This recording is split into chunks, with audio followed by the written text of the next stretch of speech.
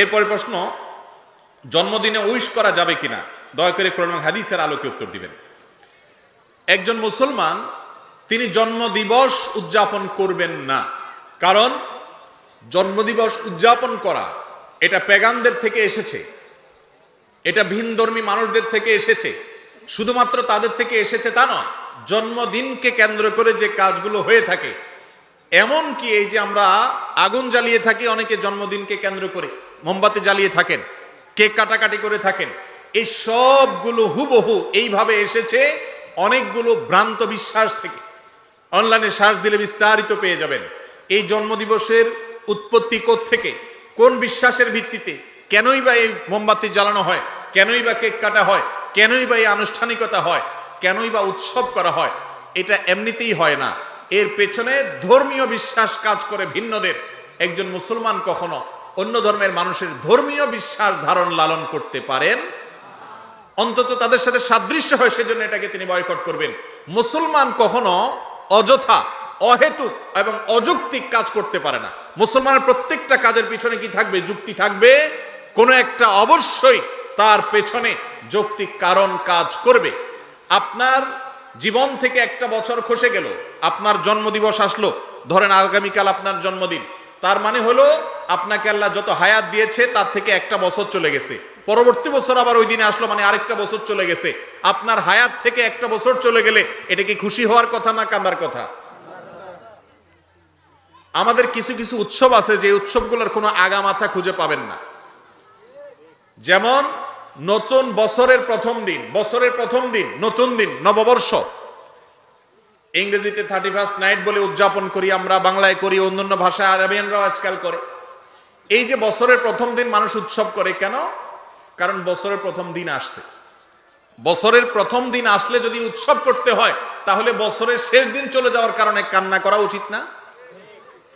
যার আগমনে আনন্দ হয় তার বিদায়ে বেদনা হওয়ার কথা না? যার আসলে খুশি হয় সে চলে গেলে কষ্ট লাগবে না? অথচ দেখবেন যারা এই নববর্ষ উদযাপন করে, আমাদের যুবকদের অনেকে উৎসব করে, তাদেরকে জিজ্ঞাসা করেন যে বন্ধু, তুমি যে বছরের প্রথম দিন আসার কারণে উৎসব করেছ, বছরের প্রথম দিন আসাটা, নতুন বছর আসাটা, এটা যদি আনন্দের কারণ হয়, তাহলে এই বছরটা চলে যাওয়া সেটা তো অবশ্যই বেদনার কারণ হওয়ার কথা। কই, তুমি তো তোমার জীবনে কখনো কোনো বছর চলে যাওয়ার কারণে, শেষ হওয়ার কারণে, আজকে বছরের শেষ দিন, কি করলাম এই বছরে আমি, এই কথা চিন্তা করি কখনো কাঁদো নাই? তাহলে তুমি হাসার দলে আছো, শুধু কাদার দলে। এই কাদার কোনো যৌক্তিকতা থাকতে পারে?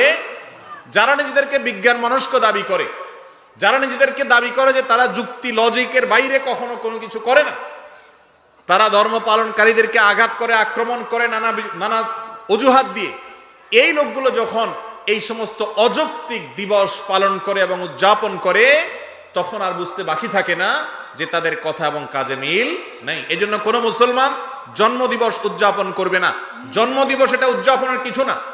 একটা নতুন বছর শুরু হলো আমার জীবনে, এটা আমার জন্য বেদনার যে একটা বছর চলে গেছে। অনেক সুযোগ আমার জীবন থেকে, 360-65 দিনের একটা সুযোগ প্যাকেজ চলে গেছে, পার হয়ে গেছে। এটা আনন্দের কোনো উপলক্ষ না। অতএব আমাদের মুসলমানদের মধ্যে অনেকের মধ্যে হীনমন্যতা কাজ করে। তারা মনে করে পশ্চিমারা যেগুলা করে এগুলো করলে বোধহয় ভদ্র হওয়া যায়, স্মার্ট হওয়া যায়, শিক্ষিত হওয়া যায়, আধুনিক হওয়া যায়। এই জন্য তারা জাতে উঠার জন্য তাদের অন্ধ অনুকরণ করে। অথচ একজন মুসলমান তিনি এই সমস্ত ভিনধর্মী কালচার, ভিনদেশী কালচার, অযৌক্তিক কালচার, এগুলোর পেছনে পড়ার কথা না। অতএব কোন মুসলমান জন্মদিবসকে কেন্দ্র করে না কিছু করবেন, না কাউকে উইশ করবেন। এটা উইশ করার কোনো জিনিসই না। নবী করিম সাল্লাল্লাহু আলাইহি সাল্লাম 2 ঈদে উইশ করেছেন, ভালো কিছু অর্জন করেছে, আপনি কাউকে সাহস দিয়েছেন, ভিন্ন কথা। কিন্তু জন্মদিবস কেন্দ্রিক কোন শুভেচ্ছা জানানো, উইশ করা, এরকম কোনো কিছু কোরআন হাদিস থেকে প্রমাণিত নয়। মুসলমান সে কখনো ভিনধর্মীদের কালচারের অনুসরণ করতে পারে না।